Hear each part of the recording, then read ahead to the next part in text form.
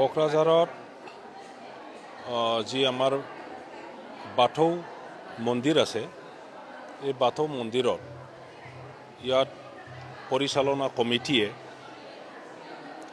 কোকৰাঝাৰ জিলা আৰু পশ্চিম বংগৰ পৰা আমাৰ কণ বড় ল'ৰা ছোৱালীক আনি পেলাই ইয়াত খাম, স্পুং, চেৰজা, জোঠা বজোৱাৰ এটা ৱৰ্কশ্বপ আৰু ডেন্স, বড়োৰ যিটো বাগৰুম্বা, দাউচি দেলাই ইত্যাদি নাচ কৰাৰ এটা ৱৰ্কশ্বপ ইয়াত কৰিছিলে last 1 week or more than 1 week।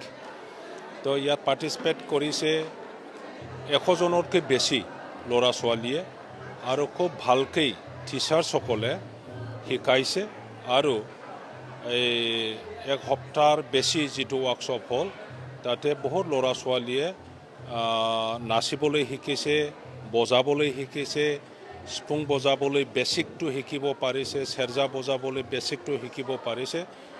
মই আজি ইয়াত এটা চাৰ্টিফিকেট বিতৰণ কৰাৰ ফাংচনত মোক মাতিছিলে, মই খুব আনন্দিত হৈছোঁ আৰু মই দেখিছোঁ যে আমাৰ ল'ৰা ছোৱালীয়ে খুব এনকাৰেজমেণ্ট পাইছে আৰু অদূৰ ভৱিষ্যতত আমি ভালকৈ আৰু দীঘলীয়া এটা ৱৰ্কশ্বপ কৰি পেলাই তেখেতসকলক ভালকৈ শিক্ষা ল'বৰ কাৰণে সময় বা সুযোগ আমি দি দিম আৰু ইয়াৰ কাৰণে মই কোকৰাঝাৰৰ যি বাথৌ মন্দিৰ আছে, এই বাথৌ মন্দিৰৰ নেতৃত্ব দিয়া আমাৰ পৰিচালনা কমিটিৰ প্ৰেছিডেণ্ট, ছেক্ৰেটাৰী সকলো এজেকিউটিভসকলক মই ধন্যবাদ দিছোঁ।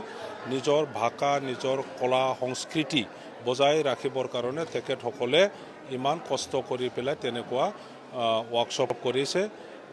পশ্চিম বংগৰ পৰাও ল'ৰা ছোৱালীসকলক আনি পেলাই ইয়াত প্ৰশিক্ষণ কৰিছে। ইয়াৰ কাৰণে মই তেখেতসকলক ধন্যবাদ দিছোঁ।